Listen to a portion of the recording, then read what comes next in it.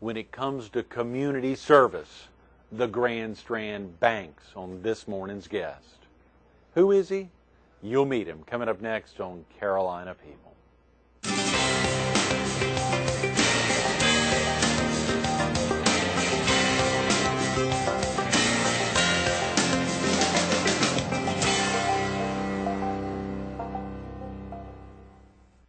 Good morning. Welcome to Carolina People. This morning we're at Stevens Floor Covering Center on the frontage road in Myrtle Beach next door to the Sun News. We're focused on community service. And we're visiting with the community servant, Nick Sherfesee. Good morning, the market Greg. president with First Reliance Bank. Good morning, Nick. Good morning, Greg. It's great to be up and out this morning. I know, early on a Wednesday Yes, morning. sir. How does that feel to be the market president for First Reliance Bank, Nick, since last April? A lot going on, April of 07. Really exciting and interesting times we're living in. And Right. we've done a great job in getting our franchise started here on the Grand Strand, and we're looking forward to great things to come with First Reliance. Well, a lot of bankers recently on the show, a lot that are involved in a lot of great community service. Jay Huggins was with us last Thursday talking about the Grand Strand Family YMCA and all the activities that he's been involved in up there and all the great volunteers. Later this week, Scott Plyler will be with us here at Stevens Floor Covering Center on Friday, talking a little about actually forming a bank and, the launch of South Atlantic Bank, something you've been involved in many times in the past, I believe down in Florida, helping do it as the president of startup banks down there. Did a couple of them down there. Is that right, Yeah. Nick? Banking's in your blood. 43 years. That is insane. You're not even 43. Thank you very much. Wow, you have kept your youth, Nick. Yeah. I would say you're not 43 until I saw what year you entered South Carolina. 1961. Amazing. Yeah. Yes. Yeah. To join as a cadet there, I guess, is At the Citadel, right. I did 4 years at the Citadel, and they were the 4 most interesting, trying, difficult, and happy times of my life. What was that like for a guy coming from Philadelphia? It was inbred. My father was a 1929 Citadel graduate, and I didn't have too much choice, but I also knew a good bit about the Citadel before I got there.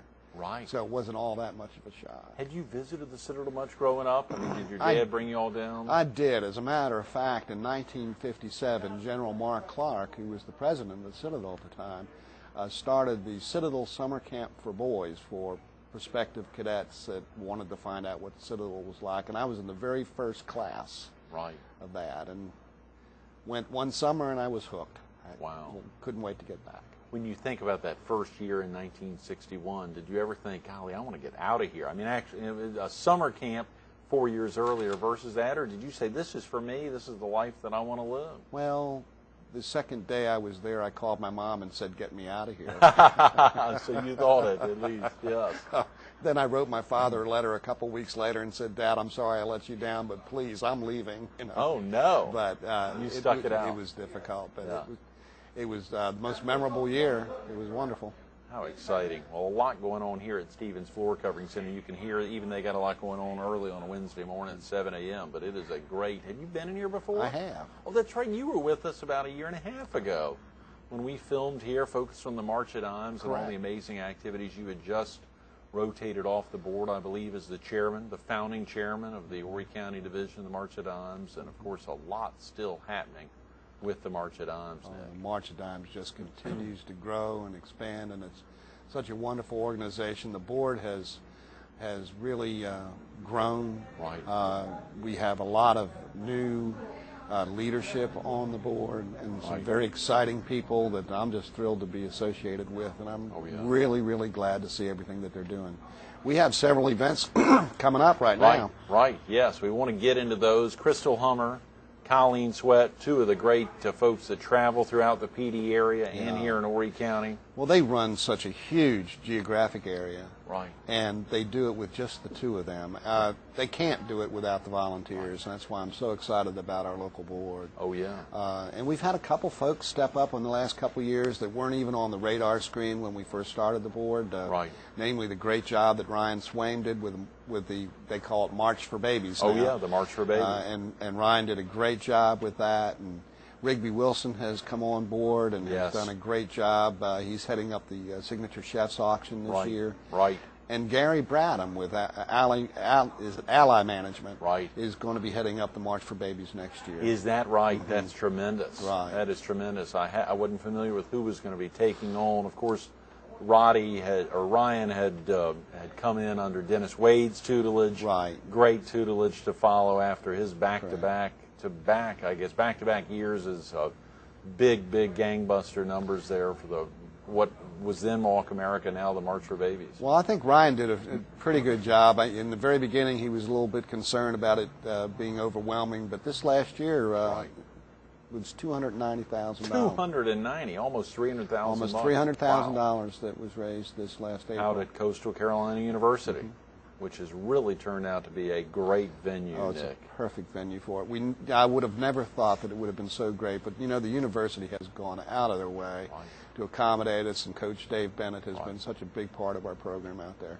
Our honorary chairman. Yes, sir. Mm-hmm. And he really is our honorary chairman. Everyone, all the volunteers, but all the folks who receive the benefits throughout the community, both on prematurity, some of the parents and the children receive those benefits. He really is our honorary chairman and our football coach. And I think, Dave is just like everything else that he's done. He only does it wholehearted, 100% full force, and he makes no bones about it. This is his thing, and his team is in support of it, the school's in support of it, and we couldn't be happier than having Coach Bennett as part of our team. Absolutely. Well, of course, even though, as you know, the bulk of our viewers are in the PD and southeastern North Carolina, I want to highlight a couple of big events coming up for the Horry County Division. The PD Division, as you said, very large territory, and they have walks up in Marlborough County and down in Lake City and throughout the PD. And obviously your bank, First Reliance Bank, is centered right there in the PD, but has been expanding all over the state into the Midlands and the Low Country, and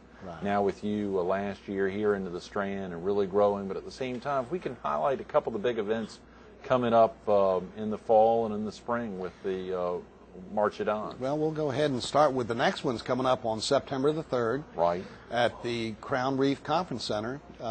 This Community Servant of the Year Award will be given to Woody Crosby. Oh, great, with the Jordan Properties. Correct. And Crown Reef Resort. Correct. And it'll be at 7 o'clock in the morning. And I'd like to ask all of Woody's friends and associates and all of the folks that he knows and everything that he's done on the Grand Strand with the Hospitality Association and the Chamber of Commerce and everything else to please come out and support Woody in this great cause. It'll be at 7 o'clock in the morning, so it'll be an early morning, but we'll get you back to work by 9. At the Crown Reef Resort. At the Crown Reef Resort. And that's a very powerful ceremony when you've got an ambassador baby oftentimes there, family members who talk about it. Woody has a powerful story in general, obviously, with his own life that's not only related to the March of Dimes, but in many other ways, and a great Community Servant Award recipient. It truly is. And, we've had such great recipients in the past, and this just continues that great lineage of people that are very deserving. Myrtle Beach is such a wonderful place, and what a bunch of great volunteers. I've never lived anywhere that people volunteer and continue to volunteer and support our community like this place. Well, I think, were you not the chairman of the board the year that the Community Servant, I think it may have been called something else in the past, when that kicked off, Nick? It seems like the Mary, I was trying to remember the Mary Lee Hudson's, the folks she was working with at the time that got that award early on. The first, I think it was with Ellen Varnador originally. Is that right? Yeah. Okay. And our first recipient was David Douglas from Gallopin's Ferry. Yes. And Danny and Billy possibly. Danny and Billy, and then Edgerton Burroughs and his brother. And, it's just been a really great group, and I'm really thrilled to see Woody get in that line. Of course, when Nelson and Nelson Jackson. And, and Dorothy Anderson and Shirley. Folks that have been recognized all over the place, but from the March of Dimes, very special. There's another event coming up in the fall. I believe you said in November. My favorite one. Yes. The Signature Chef's Auction. When people who know me look at me and say, yeah, you've been hanging around that Signature Chef's Auction a lot. It's a great event. It's going to be held on the 3rd of November, which is a, let me check, a Monday. Okay, and, great. It'll be held at the Convention Center. Good. And it starts at about 6 and will end relatively reasonable hour, Sure. 10:30, 11 o'clock. Right. And it is really a wonderful evening. Oh, it is. We have the best chefs around the Grand Strand. Right. Wonderful auction items, live and silent. Oh, yeah. And just a great opportunity to visit with some of the greatest people I know. Right. We have so enjoyed that event in the past, and obviously the Herald's been promoting that event year after year. We sure plan on being there in full force. Thank you very much. Yes. We do appreciate everything the Herald has Oh, done. yeah. No, a lot of great groups obviously wrap around that event, and folks need to be out there on Monday the 3rd. If a viewer needs to get off to work now or get family out of the house, Nick, what's the best phone number for someone to call to learn about these two events? 488-DIME. 488-DIME. Yeah, I love it. 488-3463. Okay, 488-DIME. And that is very important. Obviously, there's a national website, marchofdimes.com, but if they want to learn about these events as well as events in the PD, as far away as Bennettsville, or activities in Florence, or throughout Dillon and Marion counties, other walks.